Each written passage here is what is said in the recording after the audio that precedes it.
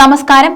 വയനാട് ഉപതെരഞ്ഞെടുപ്പ് വോട്ടെണ്ണലിന്റെ തുടക്കത്തിൽ തന്നെ മുന്നേറ്റവുമായി UDF സ്ഥാനാർത്ഥി പ്രിയങ്ക ഗാന്ധിയുടെ വോട്ടുകൾ ഇപ്പോൾ 30,000 കടന്നിരിക്കുകയാണ്. 8 മണിക്ക് വോട്ടെണ്ണൽ ആരംഭിച്ചത് മുതൽ പ്രിയങ്ക ഗാന്ധി തന്നെയാണ് ലീഡ് ഉയർത്തിയത്. ഏറ്റവും ഒടുവിലത്തെ കണക്ക് പുറത്തു വരുമ്പോൾ 30,000-ത്തിലധികം വോട്ടുകൾ ഇപ്പോൾ ലഭിച്ചു കഴിഞ്ഞിട്ടുണ്ട്. പോസ്റ്റൽ വോട്ടുകൾ എണ്ണി തുടങ്ങിയത് മുതൽ തന്നെ പ്രിയങ്ക തന്നെയാണ് ലീഡ് ചെയ്യുന്നത്. നിലമ്പൂർ, വണ്ടൂർ മേഖലകളിലെ വോട്ടുകളാണ് എണ്ണിയിരിക്കുന്നത്.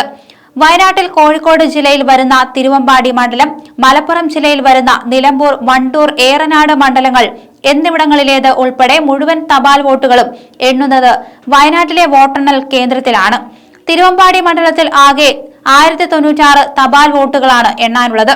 തപാൽ വോട്ടുകൾ കഴിഞ്ഞ ശേഷം 8:30 EVM വോട്ടുകൾ എണ്ണി തുടങ്ങി. എന്തായാലും പ്രിയങ്ക ഗാന്ധി തന്നെയാണ് മുന്നിട്ട് നിൽക്കുന്നത്.